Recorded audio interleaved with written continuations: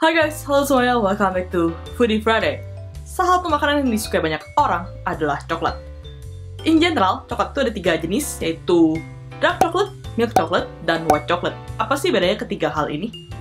In general, coklat itu rasanya berasal dari kokoa. Dalam hal ini, white chocolate itu sebenarnya bukan coklat, karena di white chocolate itu tidak mengandung solid kokoa sama sekali. White chocolate itu dibuat menggunakan cocoa butter. Cocoa butter itu sendiri rasanya kurang enak. Jadinya biasanya itu dicampur dengan susu, gula, atau vanila, yang akhirnya menghasilkan white chocolate yang kita tahu ini. Berikutnya ada milk chocolate. Menurut aku, milk chocolate ini adalah coklat standar. Dia masih manis, tapi nggak semanis si white chocolate. Milk chocolate ini mengandung cocoa solid ditambah dengan susu. Cocoa solid yang terkandung dalam milk chocolate itu misalnya 10%, 15%, atau 25%, sekitar segituan. Dan biasanya masih dicampur dengan cocoa butter. Kalau persentasenya makin banyak, itu jadinya dark chocolate yang kita omongin berikutnya ini. Nah, dark chocolate ini yang kita tahu rasanya pahit. Dia adalah yang paling coklat dari semua coklat. Cocoa solid yang terkandung dalam dark chocolate itu dari 30% sampai kira-kira 80%. Banyak banget lah range-nya. Tapi yang bedain dia dari milk chocolate adalah dia dark chocolate tidak mengandung susu. Nah, berikutnya, gimana sih cara nyimpen coklat? Pasti banyak dari kalian yang naruh coklat di lemari es. Sebenarnya ini bener nggak sih naruh coklat di lemari es? Jawabannya itu, nggak bener. Karena coklat itu harusnya disimpan pada suhu 18-20 derajat Celcius, yang cukup adem tapi nggak panas dan nggak dingin.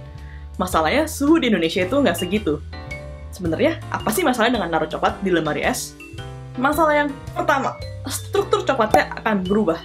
Kita tahu kalau kita makan coklat dari lemari es itu, dia lebih keras, dia nggak gampang digigit.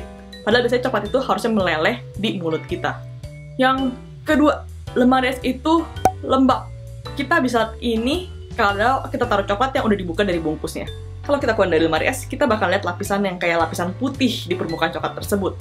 Ini adalah sugar crystal yang terjadi karena lembabnya udara lemari es tersebut. Nah, jadi solusinya apa? Kan kita nggak mungkin dong naruh ruangan AC cuma buat naruh coklat. Masa kita nyalain AC terus-terusan, itu kan boros listrik. Apakah solusi terbaik kalau kita mau menyimpan coklat di Indonesia? Jadi, solusinya menurut aku paling baik tetap pakai lemari es. Tapi, coklat ini masih dimasukin dalam kontainer yang rapet, biar dia nggak kena lembabnya udara lemari es tersebut.